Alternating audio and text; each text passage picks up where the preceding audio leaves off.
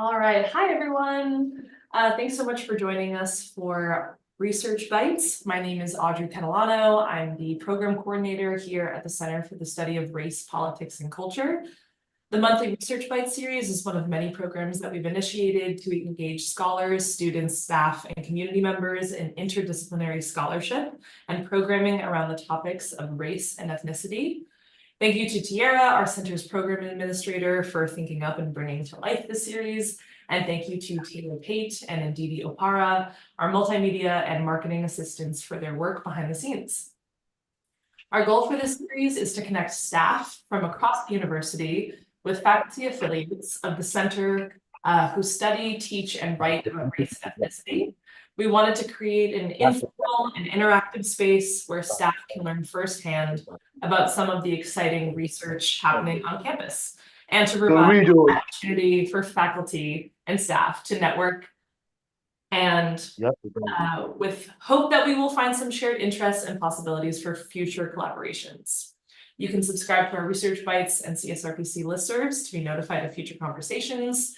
The first 25 staff members to register for Research Bites events will receive a $20 Grubhub credit to buy lunch on us.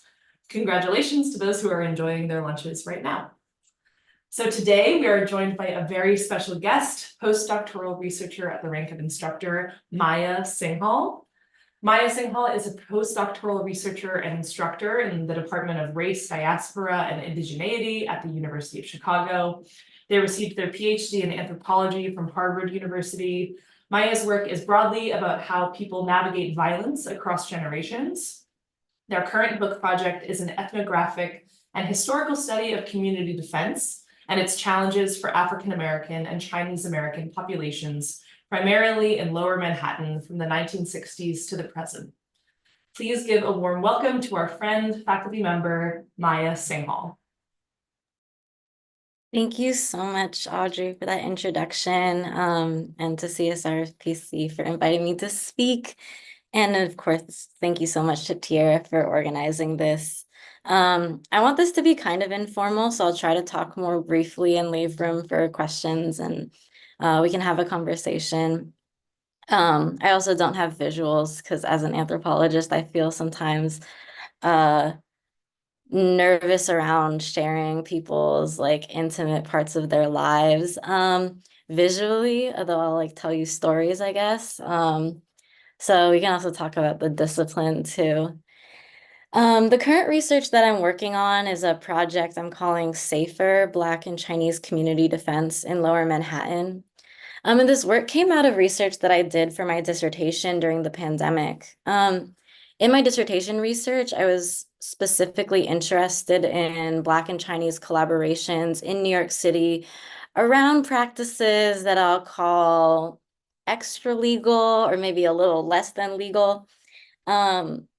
Originally, before the pandemic hit, I'd been really curious about references I'd seen in various newspaper archives to Black and Chinese collaborations in heroin trades, primarily going to New York that boomed after the Vietnam War.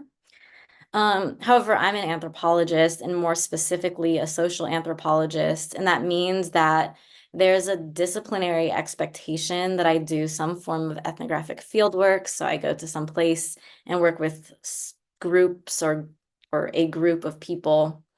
So I actually started this field work when the pandemic began, which was a little tricky.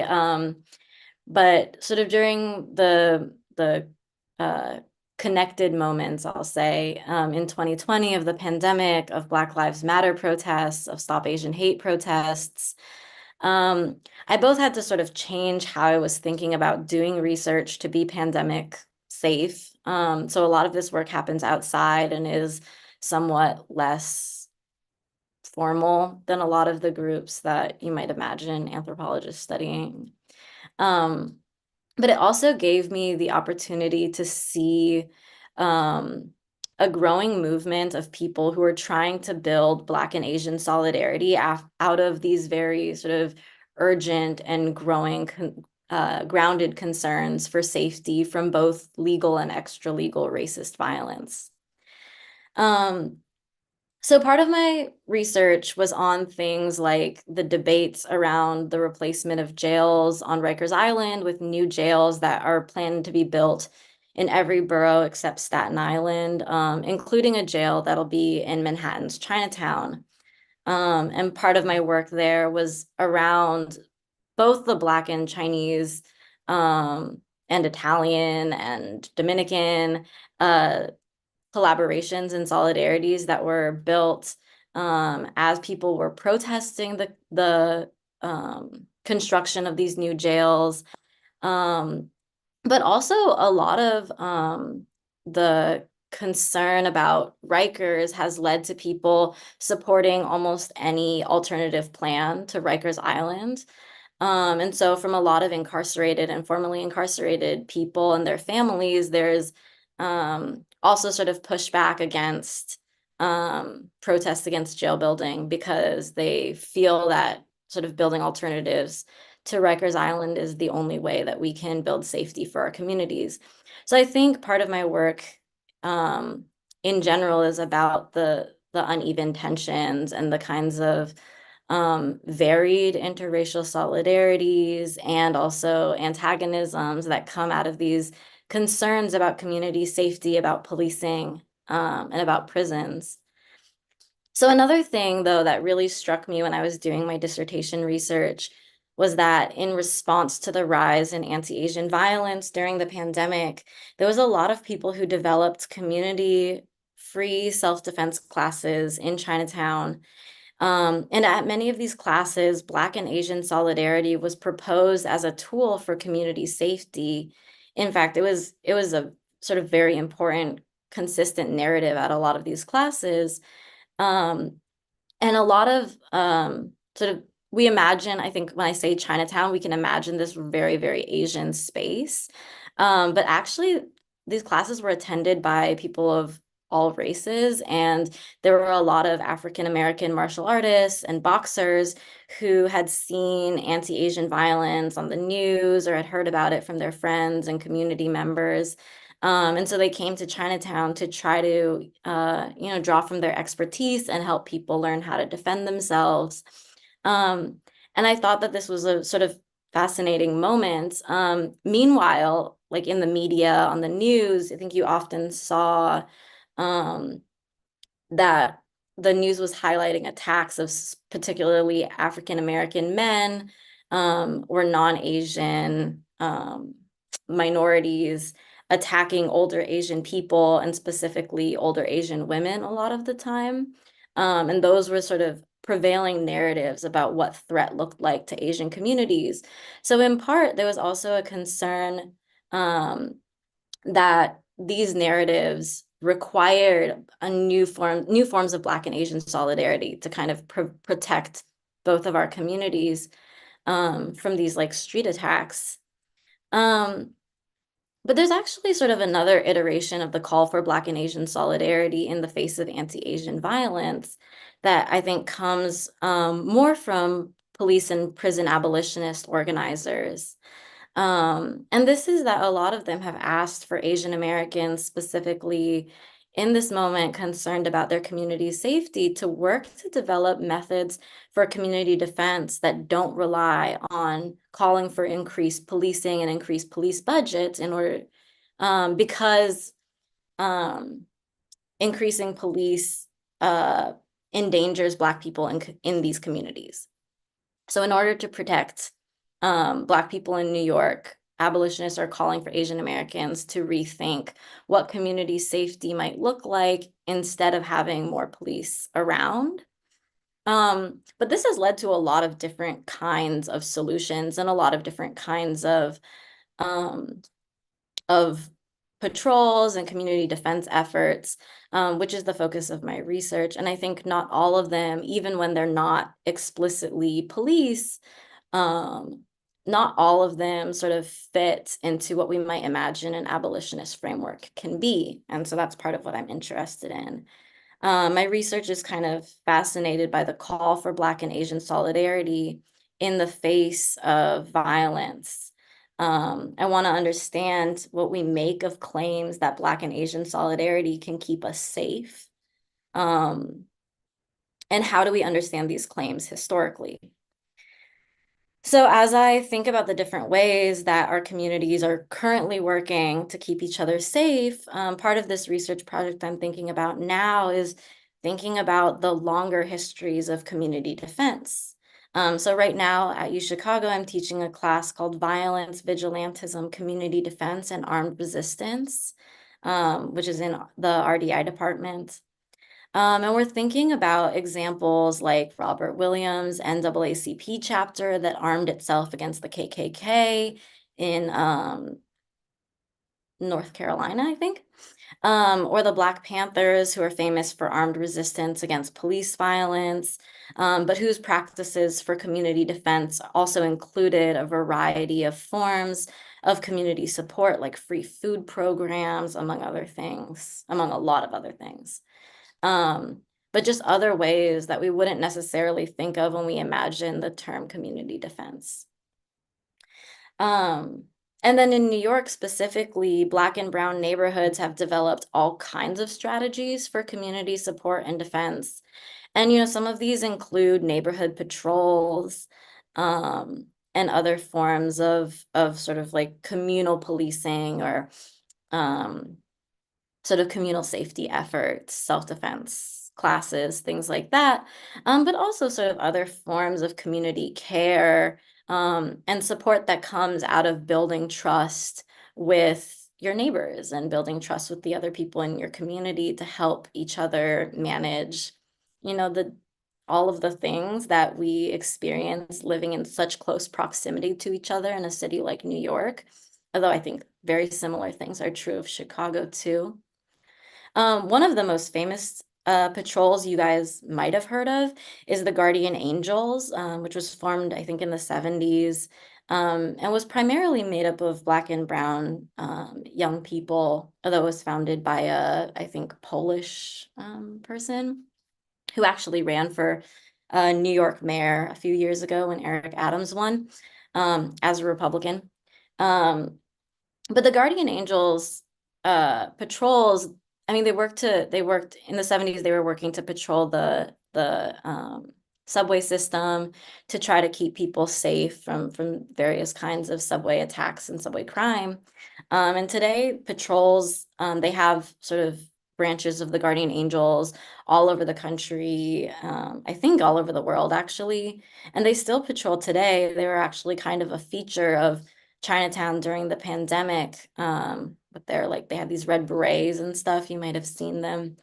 But yeah, they also sort of took up this concern about anti-Asian violence in Chinatown and crime there.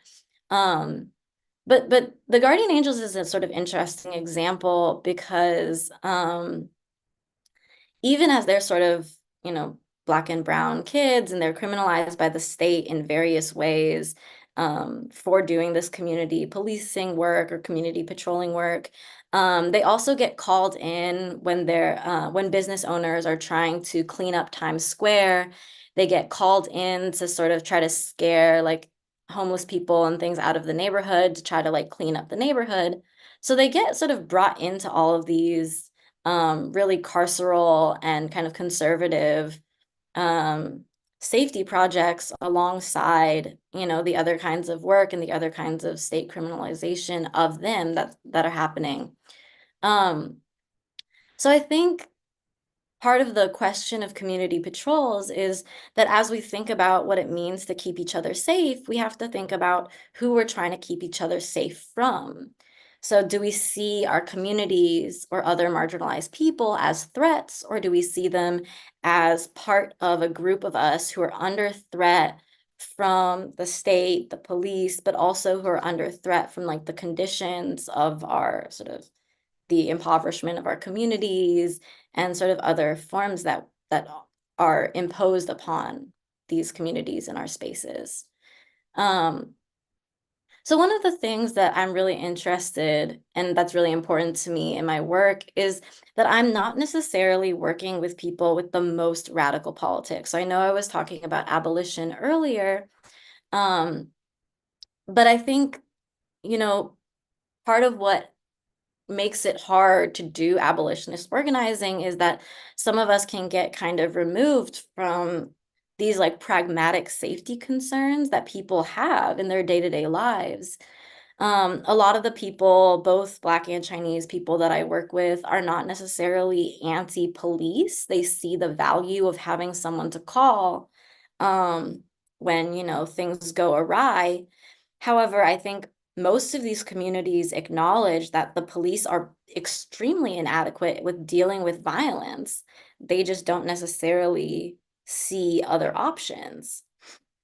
So I think as what I'm interested in from a sort of abolitionist perspective is that I think it's important that we think seriously about these concerns about safety and that we think through different efforts and the different ways that our communities have and continue to innovate ways to help keep each other actually safe and address these sort of pressing concerns about immediate violence.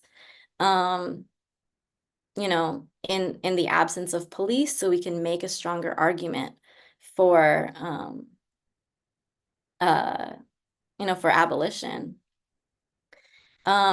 I know I have a few more minutes, so maybe I'll also say a little bit about what brought me to this research, because I think it's obviously, for me, it was a very um, organic concern that came up. I started doing work with these self-defense classes because I saw them everywhere and I was intrigued, and it was some way that I could do research and it was still relatively pandemic safe because it was outdoors and we could wear masks and things like that.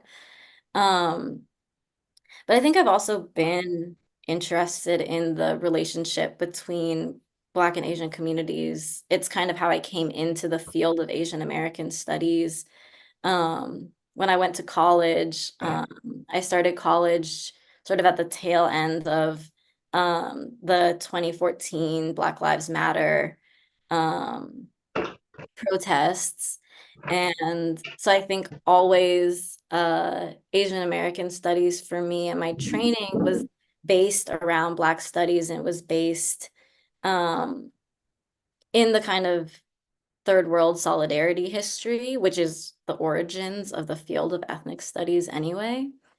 Um, so when I grew up in California and I moved to New York in 2014. And I wanted to do American studies and Asian American studies. But what I found was that like there is no Asian American studies without this theoretical foundation of Black studies. And similarly, I felt that a lot of people's training in Black studies can be very focused on the specific relation, like on Black communities in the US specifically, but also on specific relationships between anti-Blackness and white supremacy. But I think there's something really important when we start thinking about the ways that race is developed and the ways that racism has come to affect a variety of different racial groups through questions of xenophobia and like labor that come out through different kinds of immigration histories and different histories of sort of solidarity and sort of capitulation to state and all of these different issues. So for me, in part, this research is something I've been thinking about for a much longer time, I think, because um, the foundation of how I imagine Asian America has always been kind of about the ways that, I mean, Asian American actually was like the term Asian American comes out of student organizing, and it comes out of a political organizing moment. Um, so it's also it's inadequate to kind of the term Asian American doesn't quite help us easily think about our racial experiences because obviously well I'm actually half Indian and half Chinese, and I think a lot of people will say, oh, you don't look Chinese. And there's something interesting about this racial moment and how we make certain kinds of racial identifications um, like within Asian communities that can make the idea of Asianness really challenging for us to grapple with.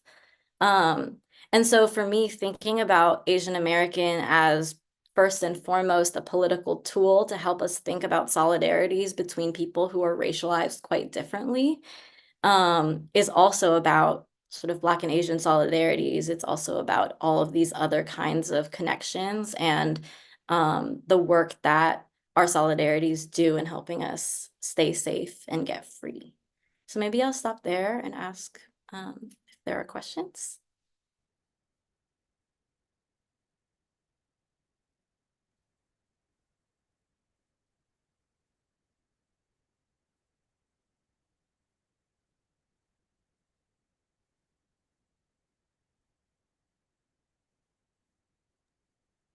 If you guys don't want to come off Zoom, feel free to drop it in the chat if you have a question. Or you can unmute yourself and ask a question. Either way, it's fine.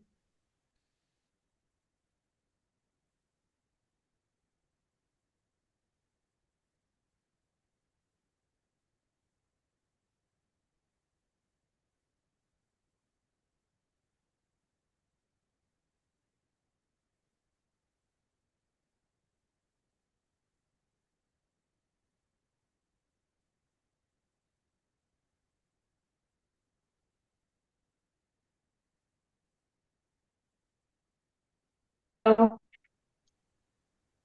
hi. So I'm curious, and I want to make sure I heard you correctly when you talked about the youth that actually go out to scare, quote unquote, the homeless Mm. that are out on the street. Has any research or what happens to these individuals? Um, has any research been done, I guess, because I'm totally startled by it, but has any research been done like these, what's going on in these people's lives 5, 10 years after they have had to do this? Um, oh, so the research about what happens to the guardian angels um after they're sort of working in Times Square, is that what you're asking? Yes.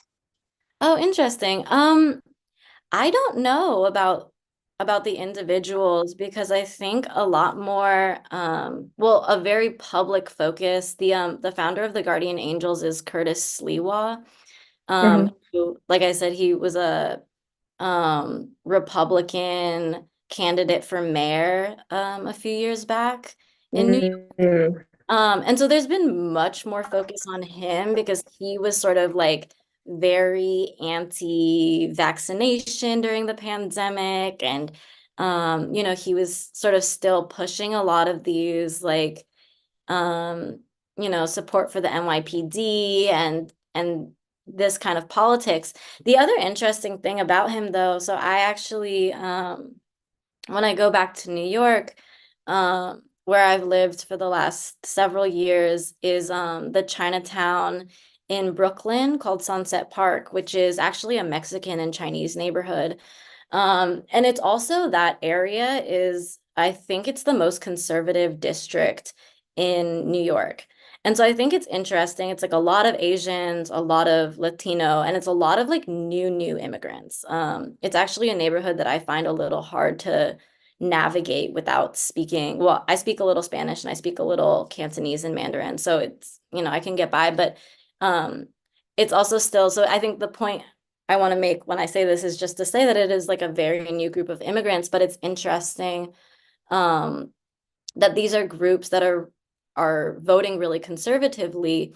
But the thing that I think Curtis Sliwa shows us is he was actually one of the only mayoral candidates who came down to Sunset Park to campaign and to talk to these people and to think about their concerns and what they were worried about for their communities. So I think I'm not sure about the other members because they tend to be a little more sort of anonymous. And I think there's a way that we can have history tends to favor the like founders and the big men. And also like this man runs for mayor, so he creates a paper trail.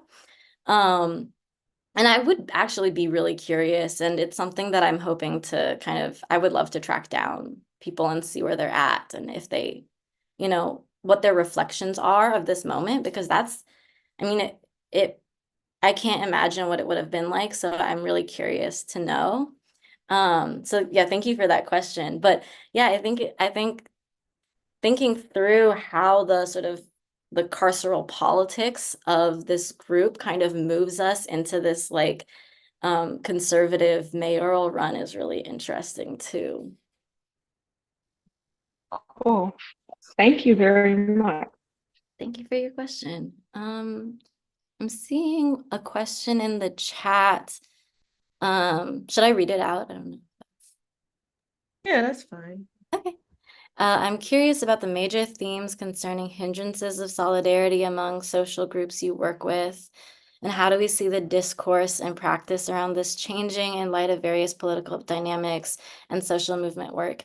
Yeah, I mean, I think one of the sort of questions I get asked a lot is, it seems like, um, there's all these kinds of ways where Asians are like imagined to be a model minority and therefore pitted against Black and Latino communities, um, or that like Asians tend to favor like law and order politics, or like I was saying, right, like a lot of the newer immigrants tend to vote conservative, and we can think about reasons why that are not necessarily sort of a support for normative law and order, but um like pragmatic concerns about people like coming into their neighborhood and like beating them up and like, you know, taking their wages.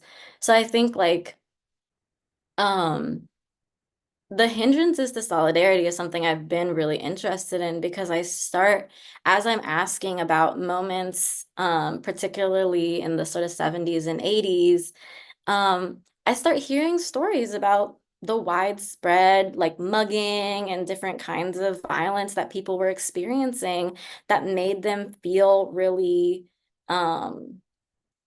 like concerned about outsiders in their communities and people that they didn't know. And sometimes this was a concern about sort of interracial differences. I mean, um, there's a lot of people who've written about like there was a lot of sort of gang conflicts and gang violence in Chinatown amongst Chinese gangs, and different kinds of like Chinatown political battles were played out through these gangs. And so there's also a concern about different kinds of Chinese ethnic groups. So when we think about interracial solidarities or antagonisms, we can often think about, well, it's sort of racial group split, but there's also all of these, right, like different kinds of ways that our communities are split from each other and have political differences and ethnic differences, and the vying for power and control of a neighborhood and for money when there's not that much, right? Like these are all ways that things get split. And I'm interested in how people start working to overcome them. And sometimes it's like the state does come in and they're like, we need to stop, like we're cracking down on like gang violence. And sometimes that in some ways for some amount of time stops it. It's just that then we get a group of people who like go to prison and come out with a variety of, right, like different kinds of relationships and solutions and relationships to their community and to the state. And sometimes it can like radicalize people, and sometimes it serves as sort of an entrenchment of, like people learn how to drug deal and do various things like while they're incarcerated, and that comes back into sort of histories of these communities as well. So I think like there's no easy answers is what I want to say. I think part of the interesting thing about doing ethnographic research here is that we really see that sort of solidarities and divisions between communities don't happen along these easy lines, but actually there's so much complication. Um, and that also, we can appeal to different things for different communities to try to bring them together. So I think like one of the things I've been I've been thinking about with abolition is that I think we're getting out organized by a lot of the conservatives because they identify the fact that people are genuinely concerned about safety in their communities. And when they hear the only thing from sort of liberals or leftists that, we don't want extra police, they are not sure about what else we want, right? And so trying to speak to people's like lived experiences and their real concerns, um, and take seriously what's going on in their lives and in their spaces, what histories of violence they faced and how we can kind of like work together to build support systems and to build community trust and to um, like a lot of these self-defense classes, people are also just like meet each other, get to know your community, get to know other people who came here to be in this space. And so there's also these like sort of little ways that people I think are trying to develop these kinds of relationships. Um, so I guess the annoying and academic answer is it's complicated, right? Another question. I have a question. Oh yeah, Oh, I go was ahead. going to try to jump in. No, go ahead. I wanted to ask a question about, thank you for your presentation. It's very interesting. I'm interested in this course that you're teaching, and I wanted to hear more about your experience in the classroom teaching the content that you're teaching about, armed resistance, armed self-defense, historically and in the present time, but also like what is it like teaching in this context of, genocide in Gaza? Like how do current events come into the classroom? How do you manage that? Like how have students been responding to the content that you're teaching? I mean, I have actually a pretty big class. I have like 25 students. So, I mean, there's a range of ways that people come to this research. A lot of my students are really, really concerned about sort of the rise of white vigilantism, and that's something that we talk about in this class too. And thinking about sort of the ways that uh like white citizens get kind of like deputized at various historical moments into um like state projects of racial control and policing and adjudicating like alleged crimes, right? Um and I think that this is something that's like very, very current, right? We see questions about vigilantes and things a lot now, and the question of like what violence is legal or extra legal. Um, I also, I mean, I don't know who's in the audience. So I don't want to alarm anyone, but I'll say, the students are very, I think as a whole, um, familiar with the idea of armed resistance. And I think a lot of people are coming from this from the context of former colonies that won their freedom. Um, and sort of like one of the things we've been talking about is really about what is self-defense and what is community defense, and like to what extent are we justified, and for who will the state protect if they, if they sort of use violence to defend themselves and their communities.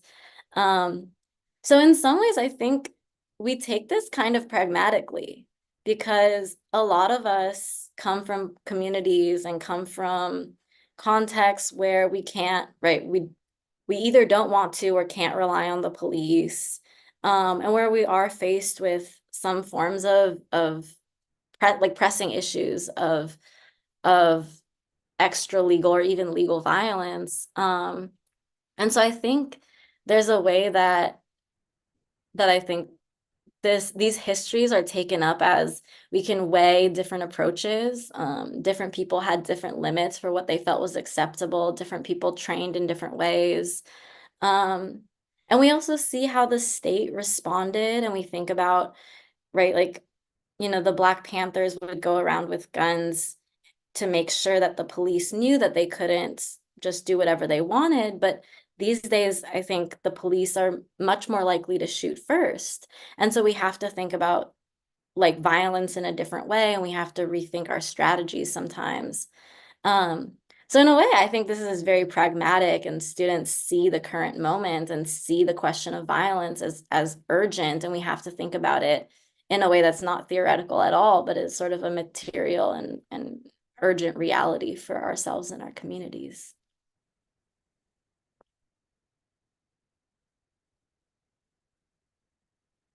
There's a question in the chat. It says you talked about youth, and your mention of the model minority reminded me of Stacey J. Lee's Unraveling the Model Minority Stereotype, listening to Asian American youth, which discusses the friction of the development of this identity while being American/in America and Asian. She touched briefly on race relations and how those are fostered in the schools. With that, have you delved into how the new generation's view of these relations are being shaped in school, or at least at home? It's interesting. I think so. One thing is, when you do human subject research, so when I like sort of go and talk to real people about their like current lives, institutions are very reluctant to give you access to kids because there's all kinds of like questions about to what extent they can consent to research. So I am trying to less talk to, although I guess youth can be construed broadly. But I think I've sort of, I'm not speaking to students who would be like in like K through 12 school, but a lot of the people, most of the people I work with are young people. I think in New York, there can be a very different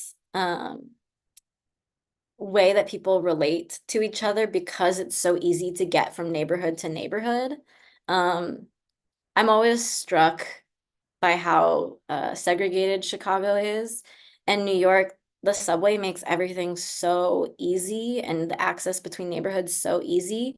So I think like a lot of the people that I've talked to about their relationships with other groups and, you know, why sort of non-Asian people come to Chinatown, it's because they've always been in those spaces and they always come there and they build friendships there and they have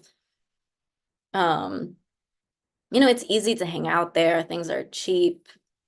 I think there's also like a really big Asian culture wave right now that is bringing people into Asian neighborhoods in ways that sort of foster like affinities and friendships and things in interesting ways, right? When we think about people's like obsession with like K-pop or manga or anime and stuff like that. And so I hear that come up a lot for sure. I don't know if that's about school or if that's about sort of online life, or if that's about sort of the spatial configuration of the city of New York.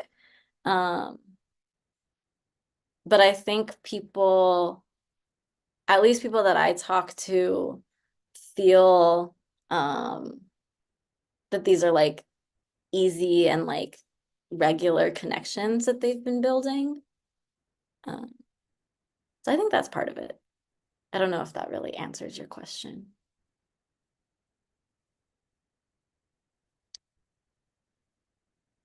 I'll say also, one of the things that I thought was interesting coming out of the pandemic moment and the movement for Black Lives was also all of these different Asian language tools for talking to elders in your community and your parents and grandparents about racism.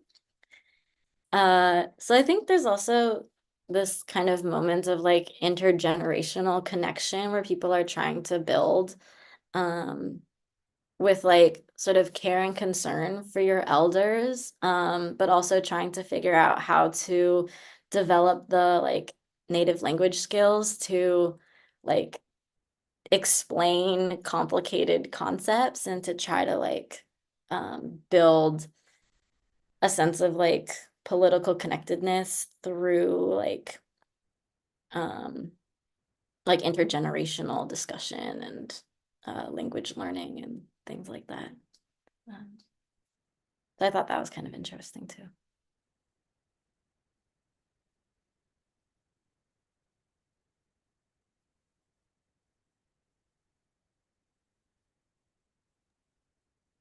Okay, does anybody have any other questions for Maya?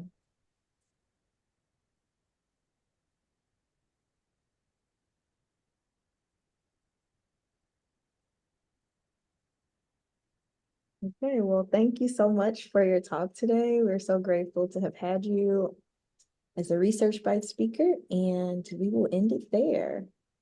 Well, thank you so much for having me. All right, everybody have a great rest of your day. Hi, hello.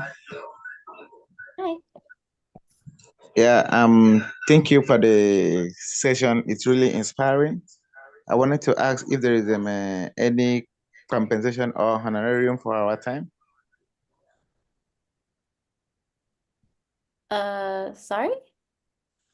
Yeah,